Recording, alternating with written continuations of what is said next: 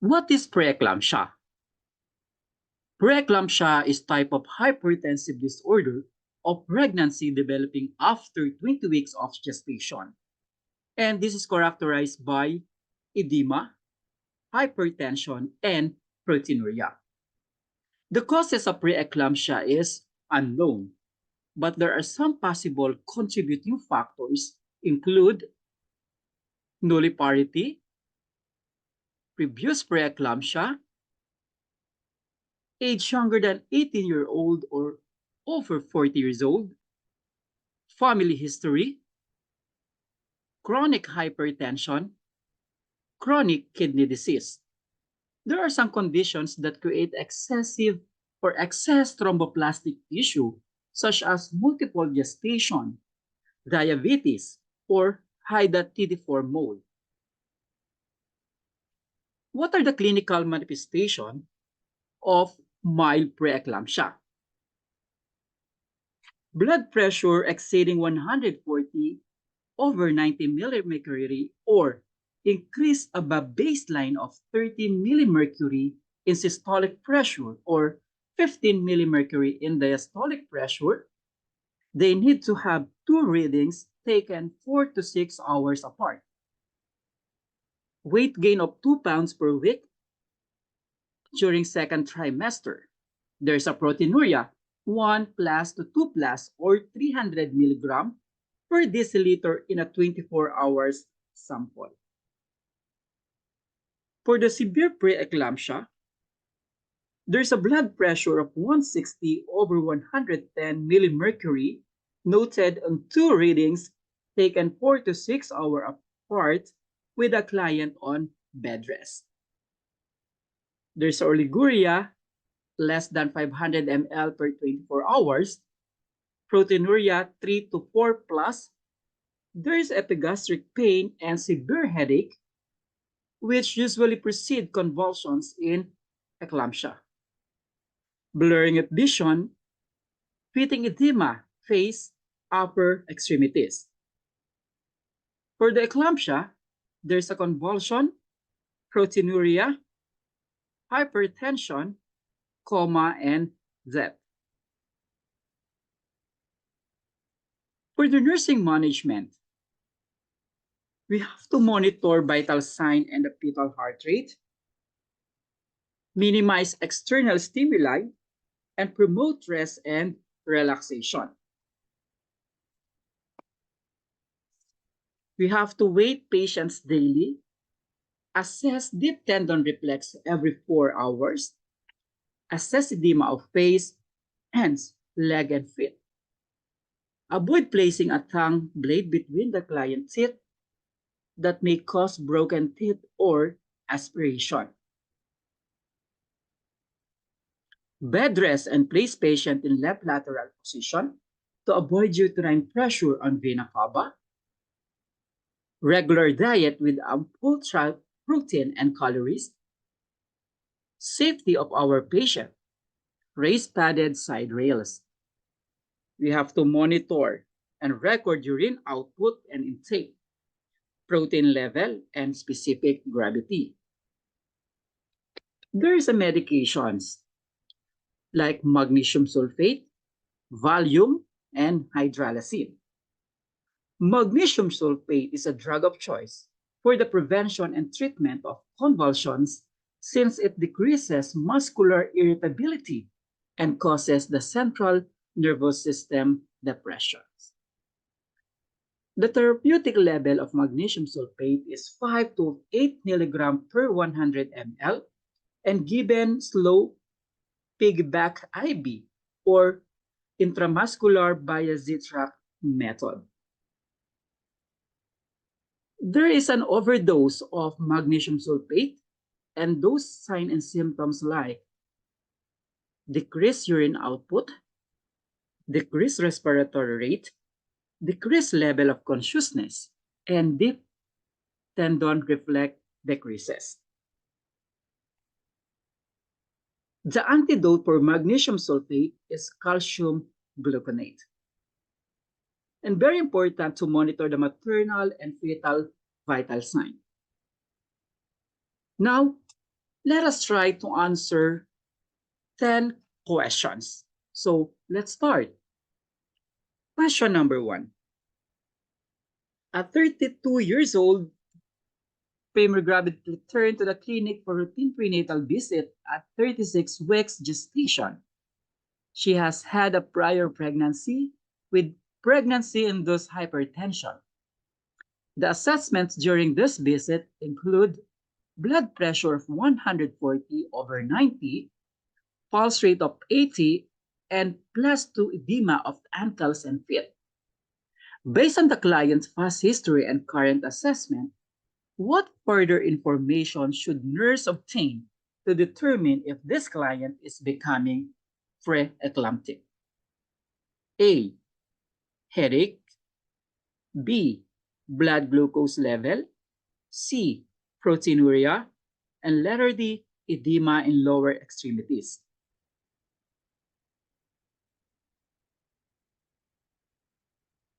What is the answer? Letter C. Proteinuria. Question number 2. A preemie-gravid client's baseline blood pressure at her initial visit at 12 weeks gestation was 110/70 millimercury. During an assessment at 38 weeks gestation, which of the following data would indicate mild preeclampsia? A. Blood pressure of 160/110 millimercury on 2 separate occasions. B. Proteinuria more than 5 grams in 24 hours. Letter C. Serum creatinine concentration of 1.4 ml per deciliter. And letter D. Weight gain of 2 pounds in the last week.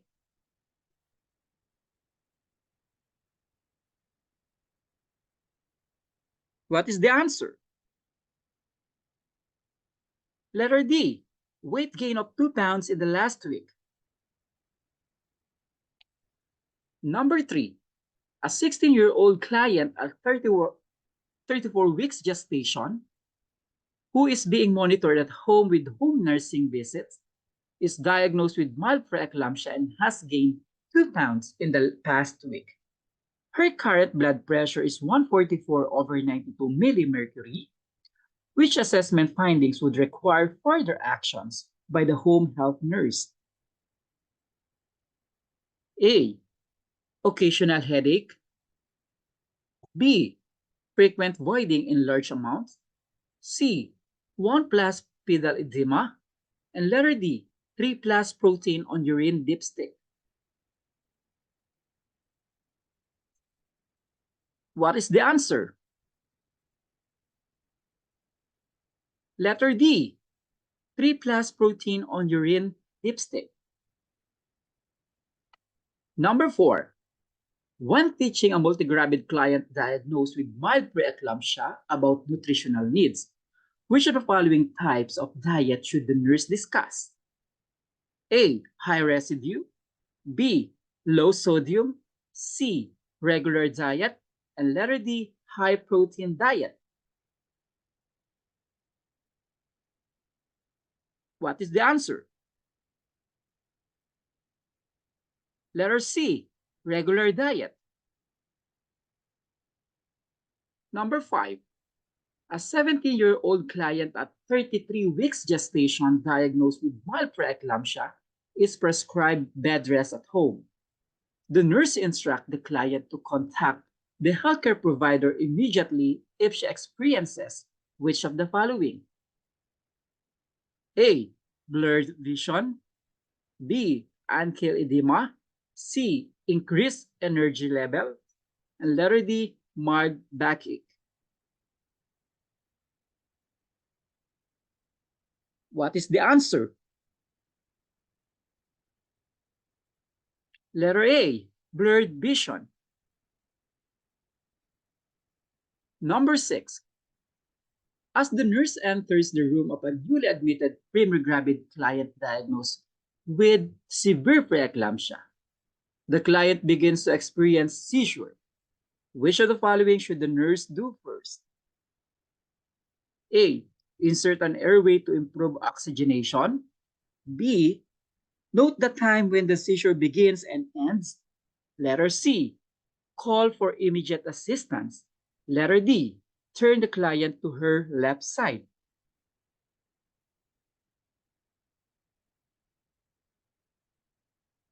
What is the answer? Letter C, call for immediate assistance. Number 7, for the client who is receiving intravenous magnesium sulfate for severe preeclampsia, which of the following assessment findings would alert the nurse to suspect hypermagnesemia? A, decreased deep tendon reflexes. B, cool skin temperature. C, rapid pulse rate. Letter D, tingling in the toes.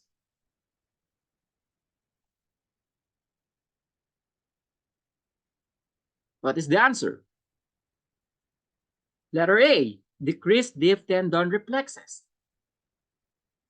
Number 8, when preparing the room for the admission of multigravid client at 36 weeks gestation, diagnosed with severe preeclampsia, which of the following should the nurse obtain? A, oxytocin infusion solution. B, disposable tongue blades. Letter C, portable ultrasound machine. And letter D, padding for the side rails.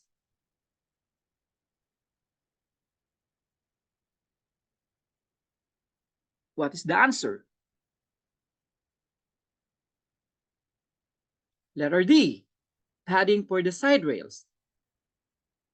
Number 9, the physician orders intravenous magnesium sulfate for a free-gravid client at 38 weeks gestation diagnosed with severe preeclampsia.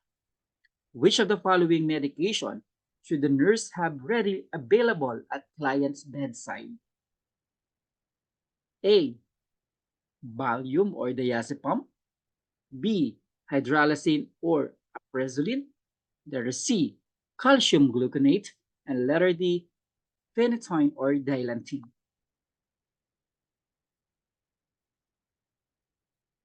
What is the answer? Letter C, calcium gluconate. Number 10, a 29-year-old multigravid at 37 weeks gestation is being treated for severe preeclampsia and has magnesium sulfate infusing at 3 grams per hour. The nurse has determined the priority nursing diagnosis to be risk for central nervous system injury related to hypertension, edema of cerebrum. To maintain safety for this client, the nurse should A, maintain continuous fetal monitoring. B, encourage family members to remain at bedside.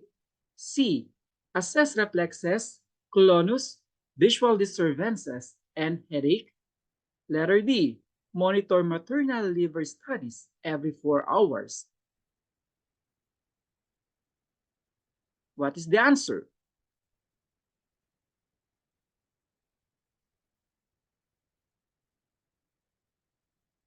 Letter C, assess reflexes, clonus, visual disturbances, and headache.